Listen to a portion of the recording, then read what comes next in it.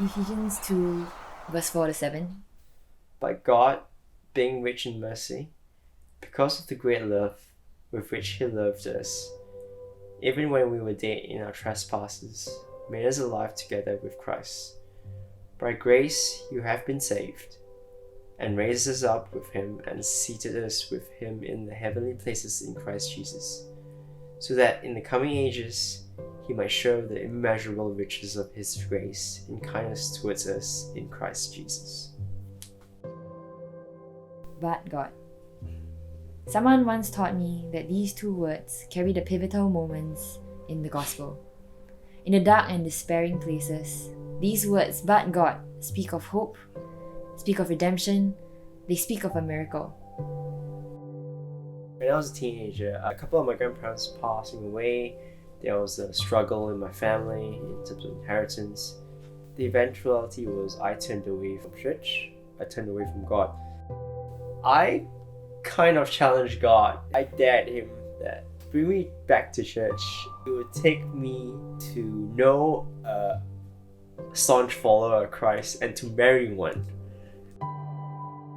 I had a very one-dimensional, narrow-minded view that goals were materialistic, that you want to achieve X amount of money, X amount of career, X amount of There were periods in my life where I felt that this was meaningless. It came to the eventuality where some points where I just gave up on doing what I was doing.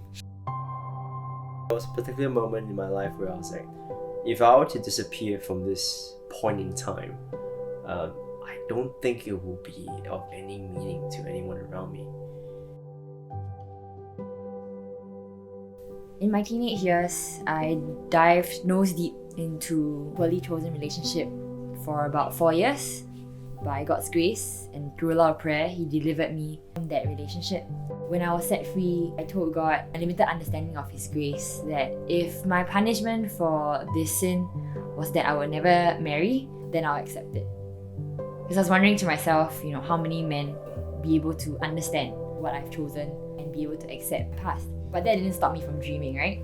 So when I was 22 then, I had pretty much firmed up my idea of how a husband would look like for me.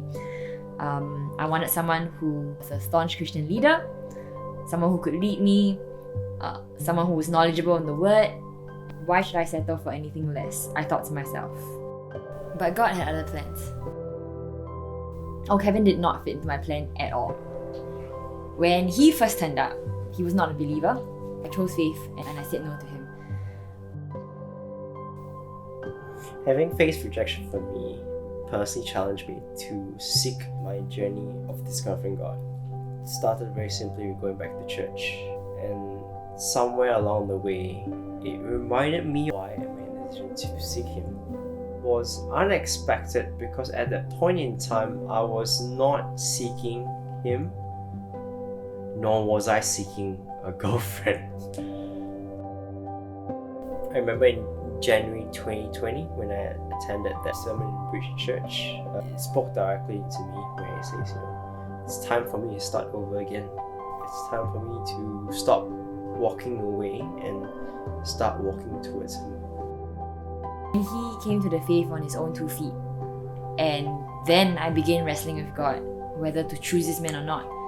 Because choosing him would mean that I would have to abandon all the plans that I have created for myself and what I thought was best. In that wrestling, I confronted my pride and my self-righteousness. One of the things that God asked me was, do you not think I can redeem lost time? And looking at Kev and looking at myself, I realized that my plans for myself would never be greater than God's plans for me. Being with Kev brought out the best in me, but also brought out the worst in me. I never knew that I could be that selfish, that prideful, until you become so vulnerable to someone. But having him respond to me in a gentle and loving way really revealed to me the heart of Christ when we choose to be selfish, but Christ demonstrated in Himself and His love for us through self-sacrifice. And I saw that in Kev. In our relationship, I think God is a God who redeems. He redeemed me. He redeemed lost time for both Kev and myself, and he really showed us how his love can be demonstrated through two very imperfect human beings. And I think I have been very blessed to have experienced it with Kev and through Kev.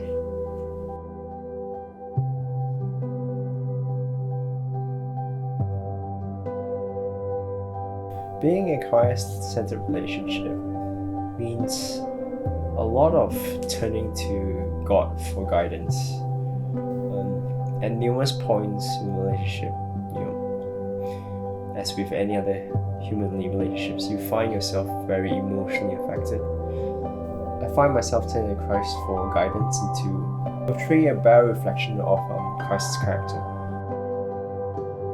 Only with Christ guiding and guarding our relationship can we then learn to reflect more and more like Christ. And I think it's in growing in reflecting more like Christ that we learn to love each other better and serve each other better. I think the story that we can write together came about only because a loving and compassionate God came and breathed in His life. I don't even think we can say it's our story, but more of it's God's story. He made us possible.